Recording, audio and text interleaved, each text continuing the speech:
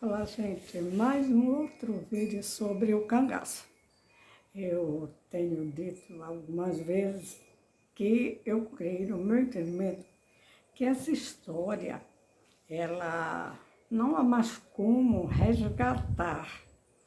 Entretanto, quase todos os dias aparecem os canais aí de pessoas que estudam e analisam o cangaço, apesar do cangaço já haver, digamos assim, acabado, né?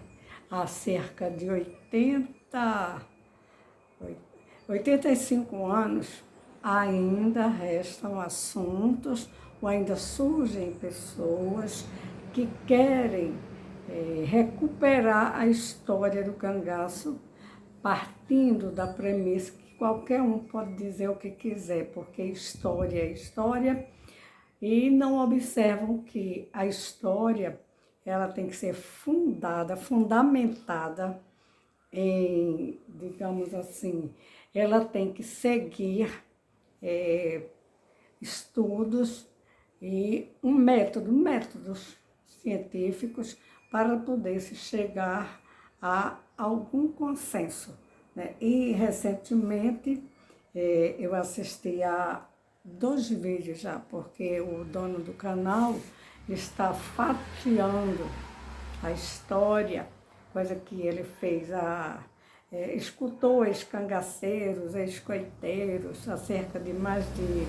2 décadas, né? E ele tem muito material.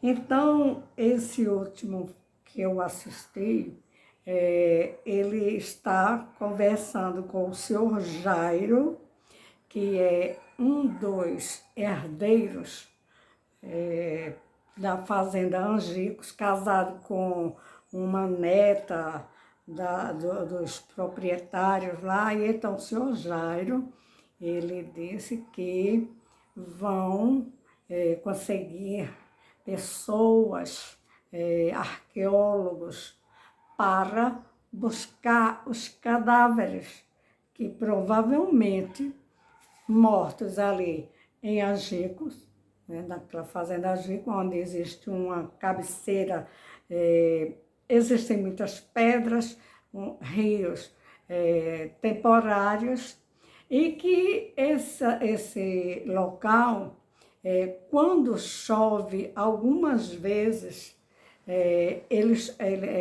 assim, é um rio que enche muito, às vezes não dá condição nem de fazer uma visitação ali na grota do Angico, mas provavelmente é o que se deduz que após aquele, digamos, massacre que houve ali, que foi realmente uma emboscada para eliminar com o Virgulino, o rei do cangaço. E então, depois de mortos 11 cangaceiros, os restos se evadiram e foram embora, sumiram, e aqueles 11 corpos ficaram ali, mas todos os corpos dos cangaceiros, né, foram decapitados, né? Cortaram as cabeças, claro, né? E levaram as cabeças, que era para poder ser prova, junto às polícias, que já eram os policiais que estiveram fazendo o cerco, mas precisavam mostrar, digamos, para o governador do estado à época, Agamenon Magalhães, né?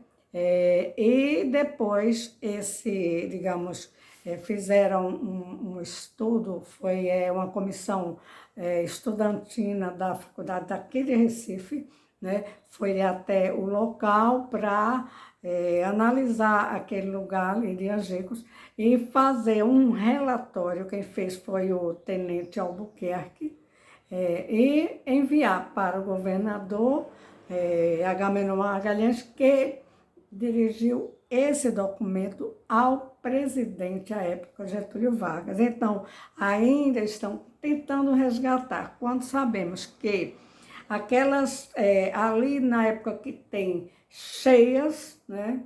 Não são todos os anos que dá cheia, mas quando dá cheia, então tudo ali vai embora. O lugar não é mais a mesma coisa, porque as próprias pedras, elas se deslocam pela força das águas. A gente sabe que as águas têm muita força e que certamente aqueles corpos que ficaram, daqueles cangaceiros mortos ali, aqueles corpos, eles ficaram ali por 2 dias ou 3 para se fotografar, colocar em jornais, porque isso era sensacionalismo, né? E a gente sabe que jornalista quer furo de reportagem, né? E então fotografaram, né? E então saiu em todos os jornais. Isso daí foi notícias, as notícias do Nordeste. Então, também nesse vídeo aparece o professor Wesley, que eu conheço pessoalmente, eu digo sempre, não sei se ele recorda de mim, mas em alguns eventos que houve ali do Cariri Cangaço, que quem faz esses eventos geralmente são, deixa me ver, são eventos que existe o Cariri Cangaço, e então junta muita gente para visitar o local, essa coisa. O que eu quero dizer com isso é que eu creio que não seja mais possível encontrar esses corpos, porque a gente sabe que aquele rio ele vai desaguar no Rio São Francisco. E o Rio São Francisco, né, com toda a sua força, todo aquele volume de águas, né, ele também corre para o mar, né? As águas do São Francisco vão bater no meio do mar. Nós sabemos, então, que é praticamente impossível encontrar. Além de tudo, como foram 11 corpos, sem as cabeças, seria necessário que se encontrassem os cadáveres, ou então ossos de todos os cadáveres, e fizessem o DNA. Porque se não fizer, é impossível comprovar quem era quem. E, além de tudo, ainda existe uma outra coisa que não é fácil, porque teria que encontrar os parentes dessas pessoas, porque teria que fazer o DNA. E para fazer o DNA tem que ser com material genético dos familiares, coisa que não é fácil. Para encontrar, digamos, o corpo de Virgulino, não foram homens e mulheres mortas ali, né? Então, precisava se fazer um estudo muito profundo, um estudo arqueológico, para examinar e ver se aqueles, digamos, a ossada, se é que vão encontrar, que eu acho muito difícil, né? São 85 anos, né? Se estivessem enterrados, se houvesse sido enterrados conforme dizem que enterraram as cabeças de 3 cangaceiros.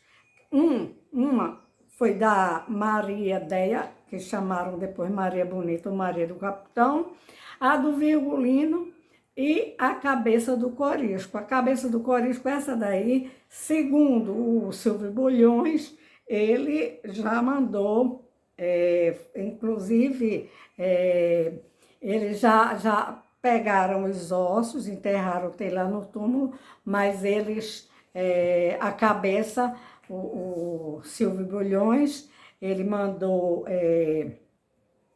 preparar a cabeça lá e então a cabeça foi enterrada depois, somente as cinzas, né?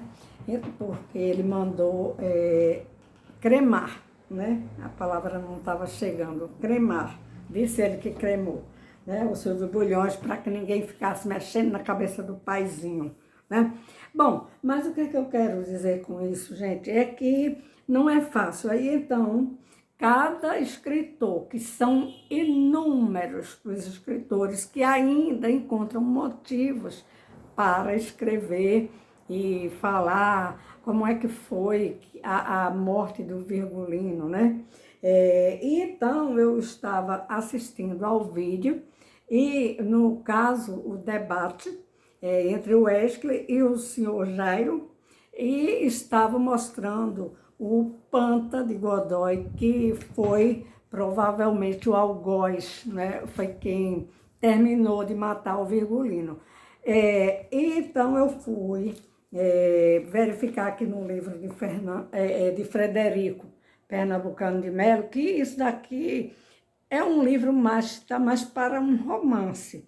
Ele usa termos, palavras muito rebuscadas, é bonito, né? Mas só que ele começa a falar no ano de 1922, aí vai para o ano de 1936, e é como se fosse um romance, uma literatura de ficção, não está bem para a história não, viu?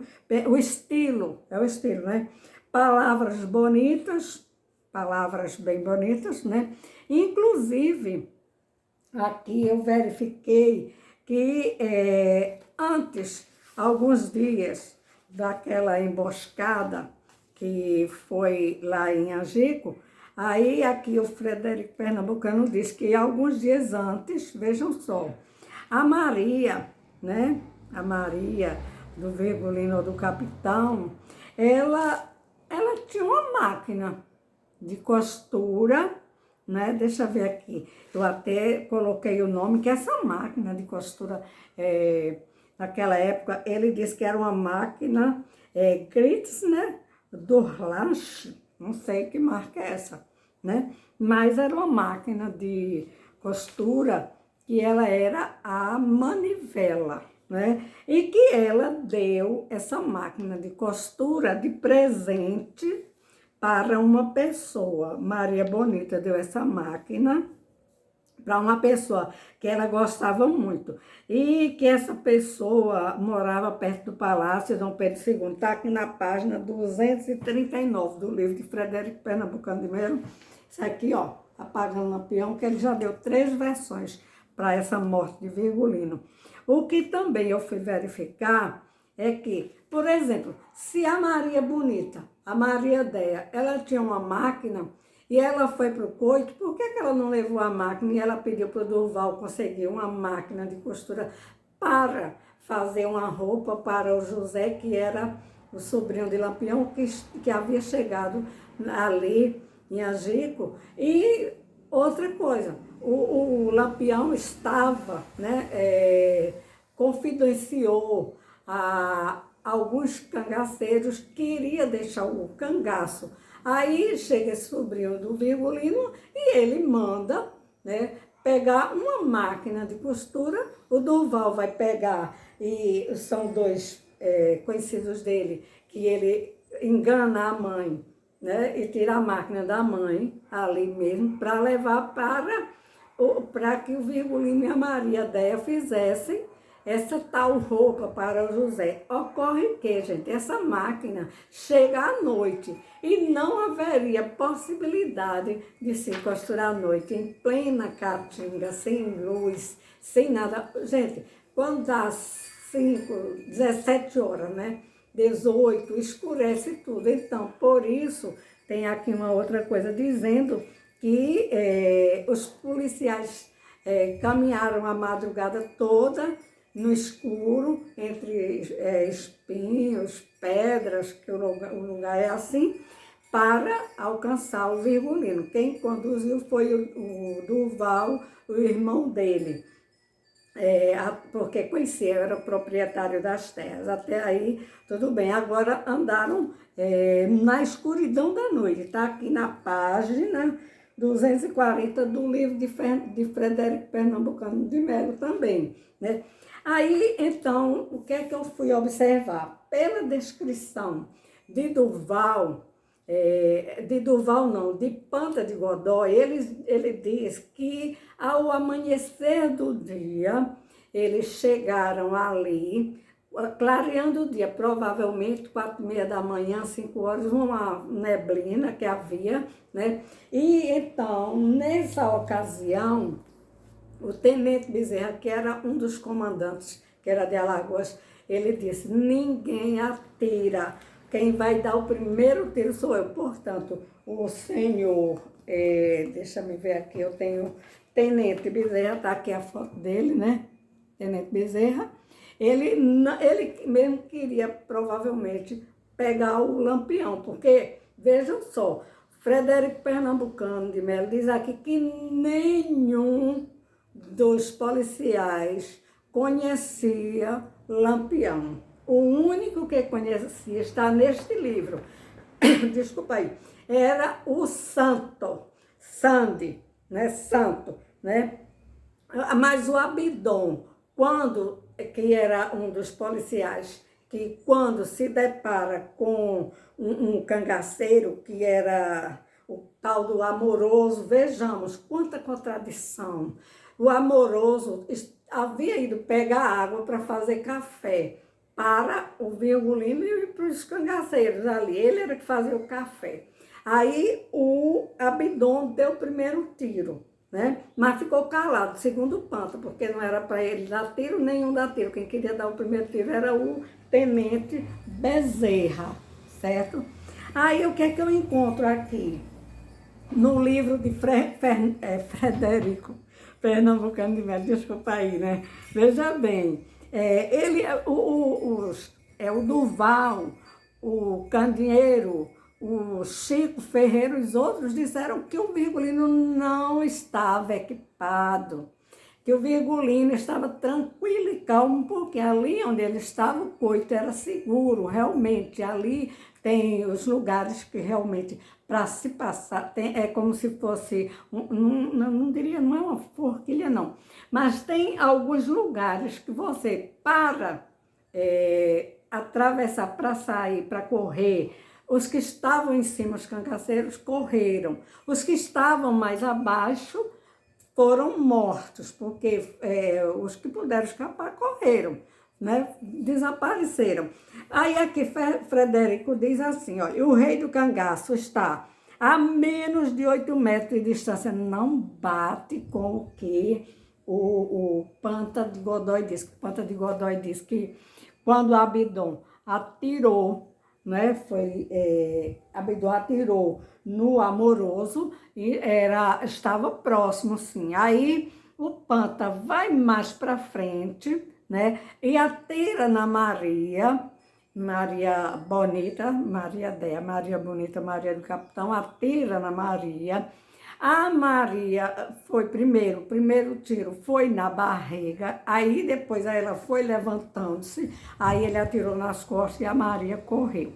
Aliás, morre ali, né? Depois de morta, logo cortaram a cabeça. Algumas pessoas dizem que ela não estava nem morta, eu acho que ela estava às vascas da morte, mas já não tinha mais condição nenhuma de sobreviver com um tiro na barriga, no pulmão, gente, não havia como.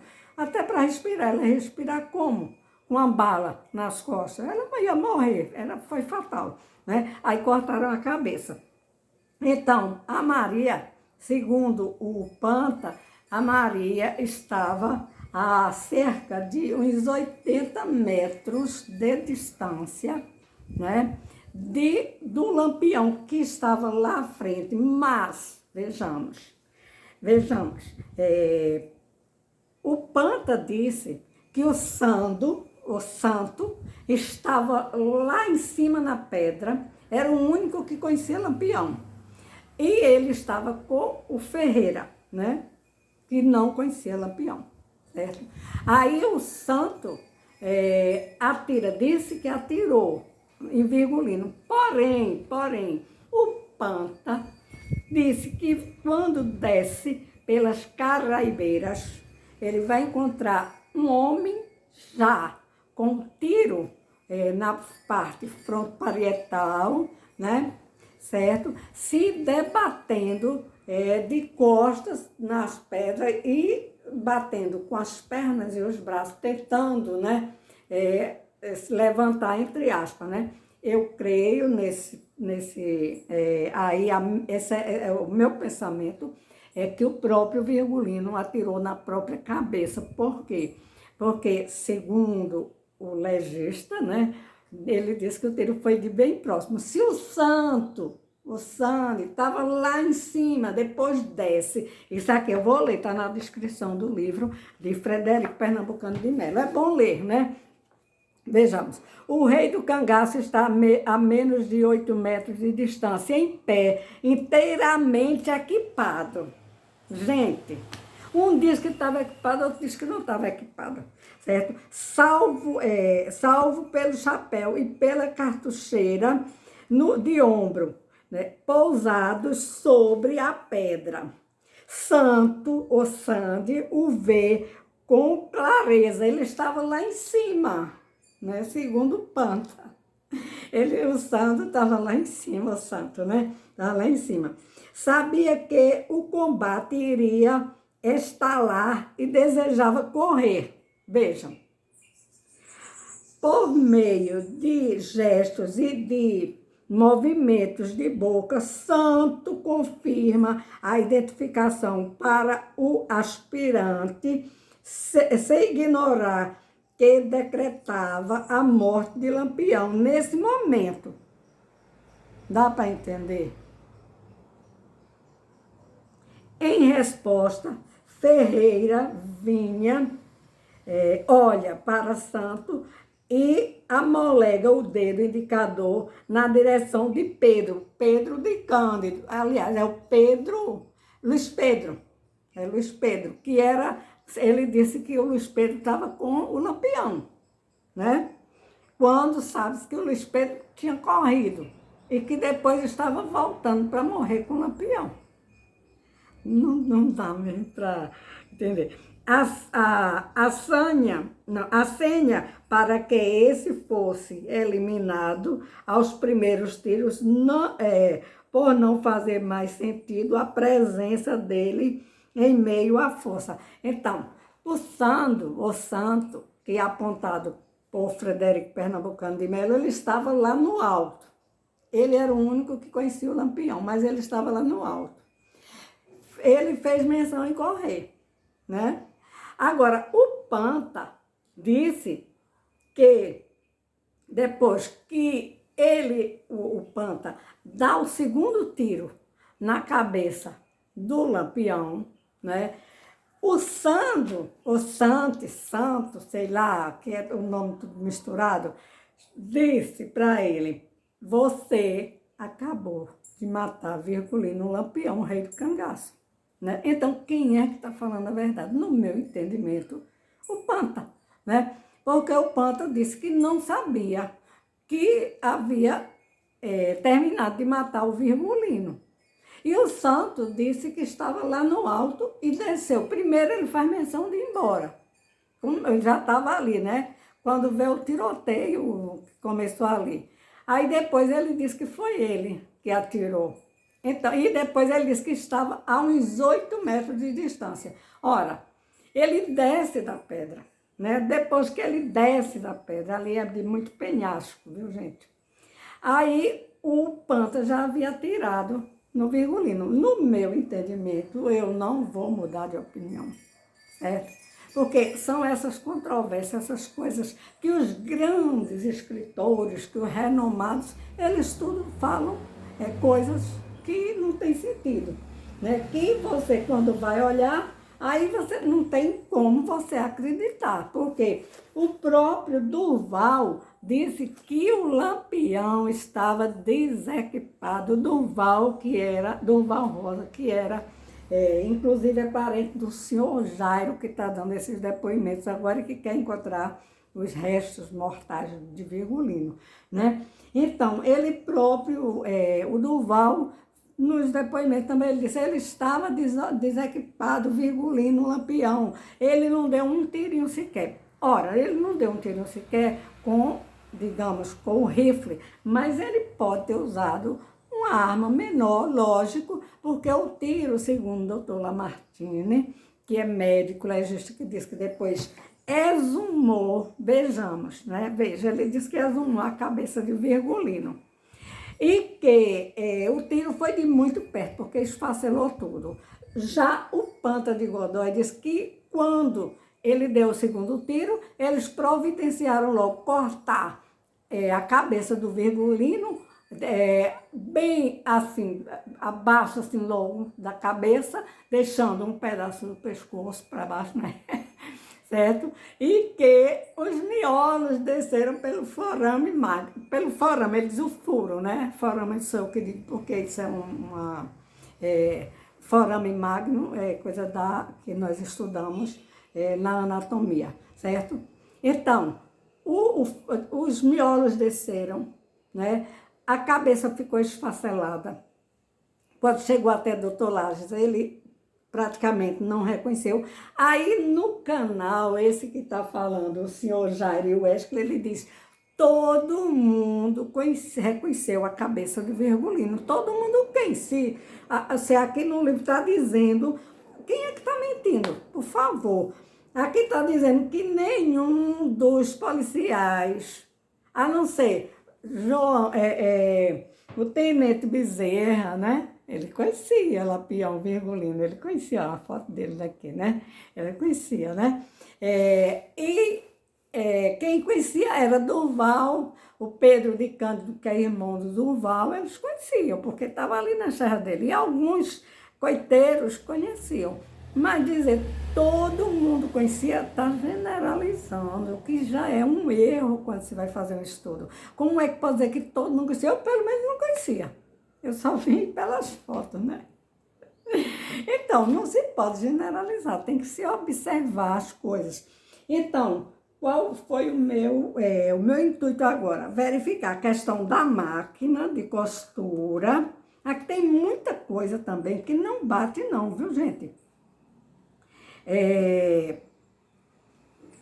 Os soldados, inclusive, aqui nesse livro diz, que os soldados não sabiam que iam brigar com os virgulinos e que os soldados saíram pela madrugada, que ao amanhecer do dia foi justamente com o clarear do dia. Inclusive, certamente já dava alguma visão, porque o tal do amoroso, o cangaceiro, ele tinha ido buscar água. A Maria bonita, né? Também tinha ido pegar uma bacia de água para fazer o que eu não sei, né? Lavar alguma coisa, né? Porque uma bacia de queijo do reino. O outro ia fazer o café, ela ia fazer o quê com essa aguinha?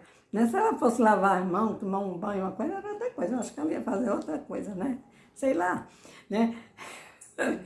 Então, aí são essas discrepâncias que nós encontramos na literatura. Este outro livro daqui é outro que é uma viagem, né?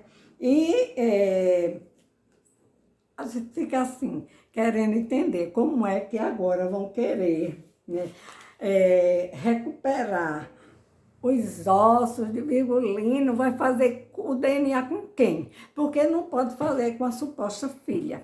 Não pode fazer o DNA. Sabe por quê? Porque ela nunca foi, digamos assim, quando ela soube que era filha, disseram que ela era filha do Virgulino e da Maria Deia, esses já haviam morrido há muito tempo, já haviam sido mortos, né? Há bastante tempo, 8 anos, né? E a suposta filha, a Expedita, também não ficou com a suposta avó, que era a Dona Deia, que a Dona Deia era casada com o senhor José, que chamava José do seu Felipe, aí ficou José de Felipe. E Maria, que era filha de Dona Deia, ficou Maria Deia. Né? Por isso, a Maria, que foi batizada por Maria, simplesmente Maria, depois colocaram Maria Oliveira. Né? Mas vai fazer esse DNA com quem? Porque teria que fazer o DNA exatamente com uma pessoa da família de Virgulino, irmão, né? Todos já morreram, né? Teria que fazer com a família da Dona Maria Deia, para saber se a Maria era filha dela, porque de José de Felipe não era.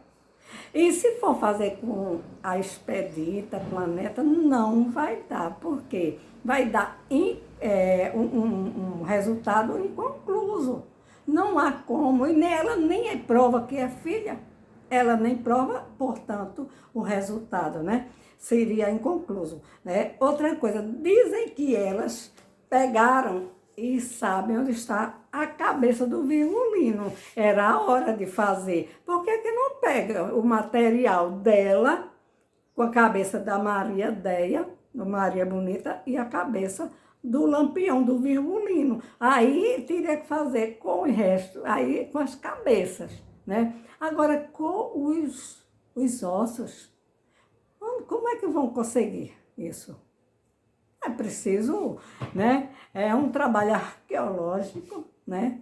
Um trabalho realmente científico, né? Porque teria que tirar parte daqueles ossos e se eram 11, ninguém sabe para onde foram parar. Uns dizem que foram enterrados, outros dizem que desceu o rio abaixo. Outros, se desceu o rio abaixo, foi para o Rio São Francisco, certamente o Rio São Francisco é imenso, gente. E com o volume de água que tem, não é fácil, não. É coisa, é viagem, né?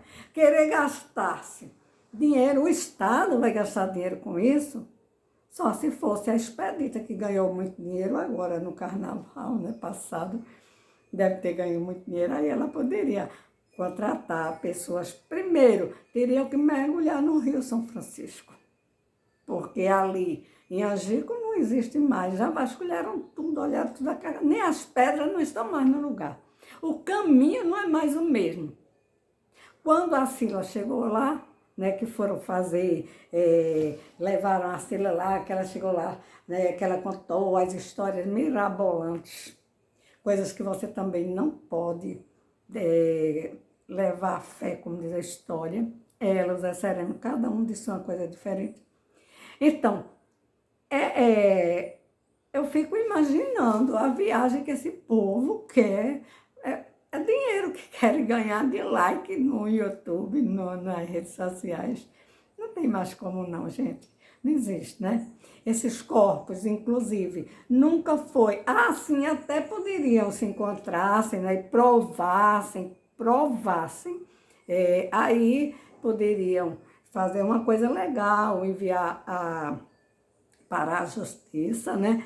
Para que o juiz de direito que fosse examinar que até mesmo, vejam bem, até isso teria que ser feito não em Aracaju, teria que mandar para Pernambuco, para o cartório de Serra Talhada, né? Que é onde tem a certidão de nascimento do Virgulino. Já da Maria Bonita não tem, nem existe. Gente, vamos pensar mais, né? Mas pensar com coerência, né?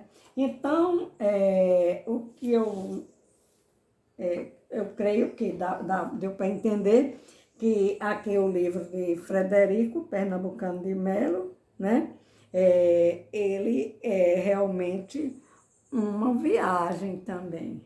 Esse livro, ele não é um livro de história, é um livro de literatura de ficção, né? A linha é essa, para que nós analisemos, né? Agora aqui ele coloca algumas fontes, umas cabeças aqui, umas fotografias que muitas vezes são irreconhecíveis, né? Mas, quem sabe, talvez ele ainda lance um outro livro, né? Arranjando uma quarta pessoa para ter matado, né? Tirado a vida do Virgulino. Coisa que eu acredito, no meu entendimento, que o Virgulino escolheu o lugar ali, porque ele sabia que dali ele não tinha saída, não tinha o local que ele ficou, foi apontado lá como o local, né, que ele estava se debatendo em cima da pedra. Depois juntaram aqueles corpos, né, já sem cabeça, misturaram tudo, né. Aí, assim, ainda tem outro detalhe. O Frederico disse que a roupa do Virgulino está no museu. Como? Como assim? Se essa roupa não está perfurada de bala, nada. Gente, como é que pode? Os embornais de Lampião, da Maria, do Luiz Pedro. Como é que alguém pode provar que aqueles embornais que estão ali no museu foram do Virgulino? Como assim? Como? Porque se ele estava, veja só, sem o chapéu, está aqui no livro, né? Que ele estava sem o chapéu, né? Deixa eu ver se eu encontro aqui de novo. Assim, ele estava sem o chapéu, estava equipado.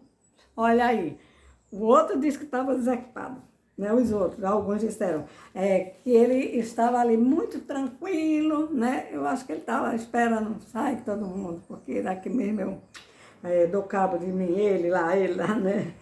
Né? Então, que a cartucheira de ombros estava, e o chapéu estava pousado sobre uma pedra. Dá para entender? Não dá, certo?